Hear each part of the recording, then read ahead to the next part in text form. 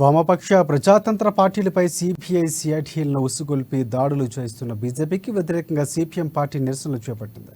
పెద్దపల్లి జిల్లా CPM committee ఆధ్వర్యంలో Godavari Khani party కార్యాలయం దగ్గర నిరసన కార్యక్రమం నిర్వహించారు. ఈ కార్యక్రమానికి ముఖ్య అతిథిగా సిపిఎం పార్టీ జిల్లా కార్యదర్శి యాకయ్య హాజరయ్యారు. ఇండియా కూటమిలోని వామపక్ష ప్రజాతంత్ర పార్టీలపై ఆర్థిక నేరాలు మోపుతూ సిబిఐ సిఐడి దర్యాప్తు సంస్థలతో దాడి చేస్తూ బ్యాంకుల్లో సీజ్ చేస్తున్నారని ఆరోపించారు. ఆర్థిక నేరాలు మోపి దాడులు కొనసాగిస్తుంది. ఒక రకంగా ఇవాళ బ్యాంకులు కూడా సీజ్ చేస్తుంది. ఎందుకంటే ఈ వచ్చే పార్లమెంట్ ఎన్నికల్లో 400 సీట్లు గెలవాలని రాముని పేరుతోటి ఇవాళ ఈ దేశంలో మరొకసారి అధికారం